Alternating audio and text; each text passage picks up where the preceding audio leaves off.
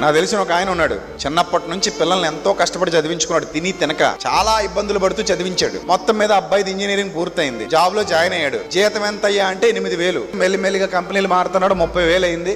6 ఏళ్ళు అవుతుంది ఇప్పటికే. ఈ 6 ఏళ్లలో ఆ అబ్బాయి ది బెస్ట్ కంపెనీలో ఉన్నాడు సాఫ్ట్వేర్ ఇంజనీర్ గా. యాన్యువల్ ఇన్కమ్ ఎంతో తెలుసా? 50 లక్షలు. నిజం నేను చెప్పేది. వాళ్ళ కళ్ళతో సరిగ్గా ఎప్పుడు ₹1,00,000 చూసిన జీవితాలు కాదు వాళ్ళవి. అంతటి హీనమైన స్థితిలో బతికారు వాళ్ళు. అంత కష్టాలు అనుభవించి కన్నీళ్లు దిగమింగుకుంటూ బిడ్డను చదివించుకున్నాడు. ఇప్పుడు ఆ బిడ్డ మంచి పొజిషన్కి వెళ్ళాడు. సంవత్సరానికి 50 లక్షలు అంటే ఇంకా వాళ్ళ అమ్మ నాన్న కూర్చొని లెక్కెట్టుకోవడమే. ఏమనాలి ఇప్పుడు దాన్ని?